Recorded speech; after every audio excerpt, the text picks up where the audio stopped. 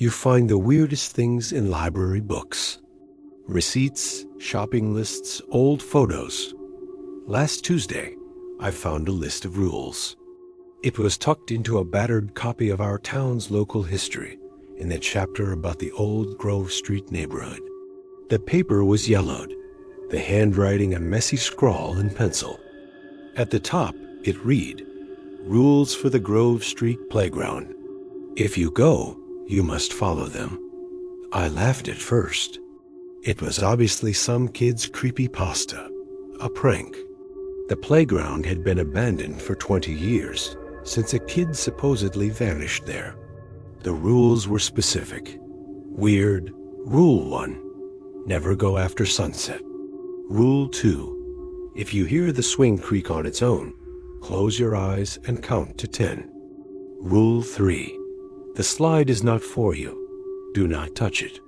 Rule 4. If you see the sand move in the pit, leave immediately. Do not run. It became a joke between me and my friend Josh. "Want to go break some rules tonight?" we'd say. Last Friday, out of boredom and maybe a little liquid courage, we decided to actually do it, to debunk it. We arrived at the chain link fence at 8:30 p.m.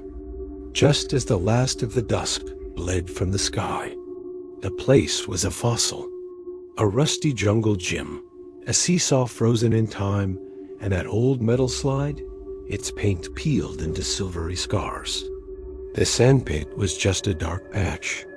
We climbed the fence, our laughter too loud in the quiet. The first rule was already broken. The second one hit us about 5 minutes in. We were poking around the swing set.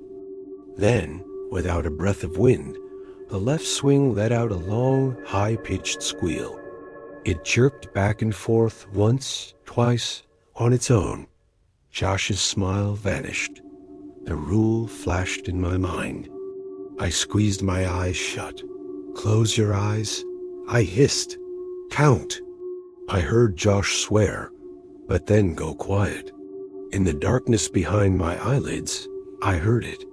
Not just the swing.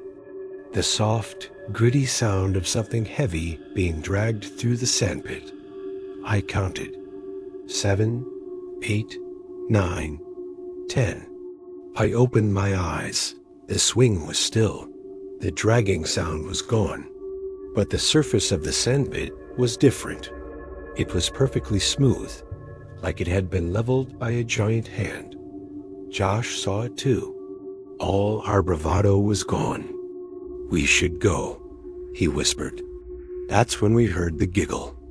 It was a child's laugh, light and happy, but it came from the top of the slide. We looked.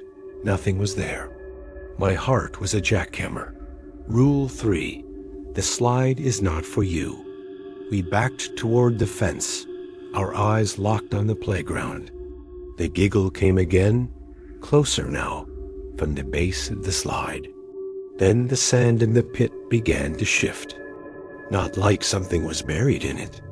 Like the sand itself was flowing, swirling inward, forming a deep, perfect funnel. Rule 4. Leave. Do not run. The words screamed in my head. We turned and walked fast, our backs crawling, expecting a cold hand any second. We didn't run until our hands touched the fence. We scrambled over it and sprinted to the car, not looking back. We never spoke about it again. But a week later, driving home from work, I took a wrong turn and passed by Grove Street. I slowed down. The playground was there, quiet in the afternoon sun.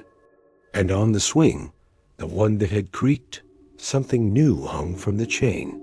It was a small, faded action figure, tied by its neck with a dirty piece of string, spinning slowly in the breeze. A little offering, or a warning.